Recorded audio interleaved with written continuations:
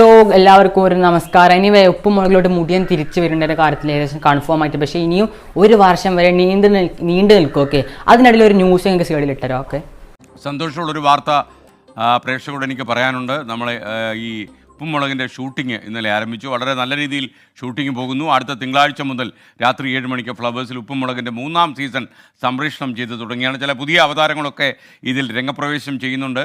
ഗൾഫിൽ നഷ്ടപ്പെട്ടു പോയൊരു പഴയ അളിയൻ ശ്രീകുമാർ മടങ്ങി വരും. 2 വയസ്സുകാരൻ ഇസ്താൻ പ്യാരിയും ഉപ്പുമുളകും ഗംഭീരമാക്കാൻ കളത്തിലുണ്ട്. 2 വയസ്സ് കഴിഞ്ഞു, ഫസ്റ്റ് ടൈം വരുവാണ്. ഇത് ഉപ്പുമുളകിൽ വരുമ്പോൾ ഓക്കെ ആകുമെന്നൊരു ഇതുണ്ട്.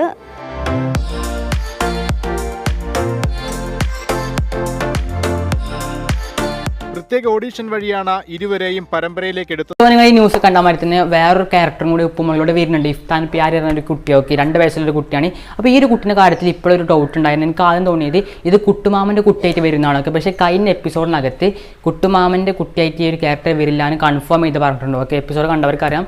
പടവലം വീട്ടിൽ ആദ്യത്തെ എപ്പിസോഡ് നമ്പർ 8 9 തോന്നുന്നു. ഓക്കെ, എന്തായാലും അപ്പോൾ ആ ഒരു കാര്യത്തിൽ കൺഫേം ആയി. ഇനി ഇത് തിരിച്ച് വരികയാണെങ്കിൽ ഇത് ഉപ്പുമുളകിലെ മുടിയൻ്റെ ആ ഒരു കുട്ടിയായിട്ട് വരും. ഓക്കെ, അങ്ങനെയാണെങ്കിൽ ദിയ വരും, മുടിയൻ വരും. മേ ബി ദിയക്ക് പകരം വേറെ വല്ല ക്യാരക്ടർ ആവാൻ ചാൻസ് കൂടുതലാണ്. ഓക്കെ, എന്തായാലും അത് നിൽക്കട്ടെ.